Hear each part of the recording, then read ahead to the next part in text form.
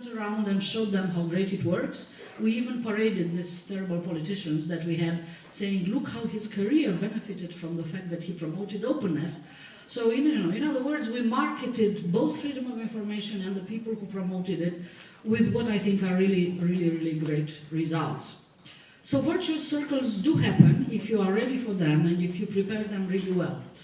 And I think that despite some setbacks that Peter pointed out in his earlier speech, I think that we are in an unprecedented good moment to push several virtuous circles around the world, and we're really coming very close to them. Now, my particular research is really on the relation between open government and corruption, or rather what I call control of corruption. And do you know actually that what is the easiest way for a country to predict if a country is more or less corrupt? That is sort of the usual determinants of corruption, which are these ones. Okay, so you can very easily predict if a country is corrupt or not generally, an economist would tell you, which I'm not. If you know these things, if you're an island, right? In the last 30 years, apparently islands have made better strides than anyone else in getting less corrupt. If you had had literacy in proportion of 80% by 1900, that is also very correct, but that's not much you can do about that, right? If you had been a former British colony, that also seems to help a lot, and I come from a part of the world where a lot of people wanted to be a former British colony, especially during communism, but again, this is not something we can do. If you have a Protestant background, I mean, I don't know who's really keen on that, but however, it seems that historically it has helped, right? If you are an old democracy, but you have to be old, if you are a new democracy, it really doesn't help at all.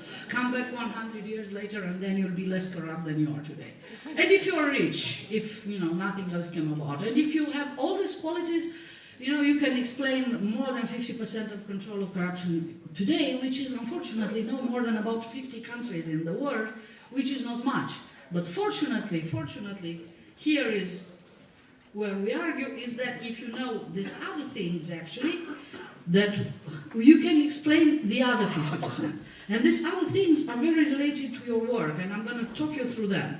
For instance, cell phone subscriptions. If I know the cell phone subscriptions of a country, I can predict control of corruption, at least 15% of it. If I know the degree of fiscal transparency of a country, I can predict 28%. If I know the number of Facebook users, I can already predict 44% of the capacity of that country to control corruption. If I know e-government of a country, I can predict 53%. And if I know simply the number of household internet connections, I can predict 60% of the capacity of a country to control corruption. So these are really very powerful associations between these tools and capacity of a country to control corruption. And what is the good news is that we are, compared to the times when the world was made mostly of illiterates, of people who only started to read or who had no money to buy a newspaper, we presently have 75%, we presently have 2.1 billion people in the world who have internet connection, which is great news. The bad news, however, is actually most of them are in the most developed countries.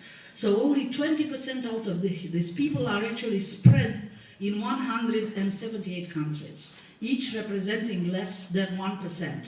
So, it may look like 60% of corruption is explained by internet connections, so let's just give everyone internet connections. But the problem is that exactly where we need them, we actually are far from having 60% internet connections. So we have 2.1 billion of potential government monitors and digital whistleblowers out there, but we actually do not have them spread as we would wish. And here is where we need to do a lot more work. And this is why the map of the world, when corruption is concerned, looks a little bit like this, looks very uneven, with the green areas, which are the good areas, areas where there is reasonable control of corruption, and the pink and red areas, which far outnumber still the good green areas. So in other words, since predators are still very strong and societies are very weak, two people still have internet connections, very few people still associated on Facebook, we do not manage to have sufficient control of corruption. And by now you got it that by control of corruption, I actually define it as the capacity of a society to prevent ruling elites whoever governs from spoiling public resources. Because it's actually very natural. Who has more power will get more out of common resources. We would do it if they were them. So let's just conceive that this is a natural thing, this is how it works, and all you need is simply capacity to defend what is common resources, so that none of us takes more than one sandwich, which is just ours, from the middle of this room. So what do we need? We need what we call e-citizens. And by e-citizens, we understand an association of the two of the elements I showed you before. So in other words, I put together the internet connections, which are like the #1 empowerment tool, and then the association of people through Facebook, because nobody can succeed, even empowered by technology, on one's own. We have to be together. We have to build some collective action, and Facebook plays for us the role that Alexis de Tocqueville described for American democracy in last century, that the media, the local newspapers played. And what you see there is that these two elements put together actually explain 56% of control of corruption in countries. All the countries which fall within that line there, I'm going to try to show you the line, but you see the line yourself. Now that's on. Okay, you see the line surrounding the tiny countries. Whoever falls into the line confirms the rule. Whoever doesn't fall into the line doesn't confirm the rule, but 56% is already quite strong. Why do we need these e-citizens? Why is it not enough to persuade governments when a window of opportunity arises? In our case, for instance, surprisingly enough, it was not EU accession which did it for our part of the world, but it was NATO accession. People do not even remember this. But NATO, because it asks all the countries to pass a law of classified information to defend roughly military secrets, asked countries before to pass also a law of freedom of information, because they were afraid that governments will afterwards become too restrictive with secrets. And that was our window of opportunity. In those months, we pushed the broadest possible bills. However, if you look around the world, and you see this in my small chart, on the left-hand side of this big slide, there's a small chart there. And what you see there is basically year zero when a Freedom of Information Act is introduced in countries which have this, and you see it 10 years before and actually 20 years after. And unfortunately, there is no significant difference in before and after. The simple fact of introducing freedom of information legislation doesn't change one country's much. However, if we associate this with civil society activism, with what you people do, they become significant. So the two interacted actually become a very strong and powerful determinant of control of corruption. But not just the tool itself, right? The same applies with e-government. E-government in itself explains a lot, as I've shown you, but it explains far more when there is usage for services offered by government. What you see here are the separate effects. On the left, the effect of e-government, the association between e-government and control of corruption, and on the right, the association of usage of government services and control of corruption. And you actually see there, for instance, how countries with worst control of corruption actually are the ones which offer less services but also use less services. And in the next graph I show this directly because this is just the correlation between countries which offer e-services and people who use it.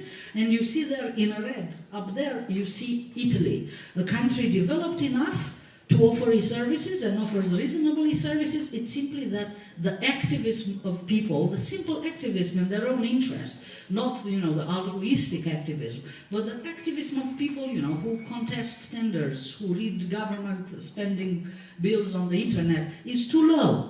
And this is why they do not manage to make the difference. And of course, you see on top in the green circle the virtuous countries, the countries which really do very, very well, which are, as usual, the Scandinavian countries, but we also have a recent achiever who is Estonia. So there are examples in our times of countries which, just using these two elements, digital activism and government openness, they manage to really push to the top of good governance. The same thing applies for fiscal transparency. Unlike Freedom of Information Acts, which are not even significant in themselves, in other words, we find no evidence that countries which just adopt a Freedom of Information Act progress more than countries which don't, but it becomes significant when interacted with civil society. Fiscal transparency is by itself significant. So countries which have more fiscal transparency, who publish more of their spending, have better control of corruption than countries which don't. However, the effect multiplies a lot, again, when this is interacted with civil society or freedom of the press. So in other words, it's fabulous already that you have governments publishing accounts, but it's even better if you would find, a manic association of accountants who will also read what the government publishes in their spare time and, comment it in plain language to some journalists. So, in other words, conceive that control of corruption is something which looks very much like this. It looks like an interaction between policy, whatever government does, and civil society demand. None can succeed by itself, but it is actually the second element, the latter, the civil society.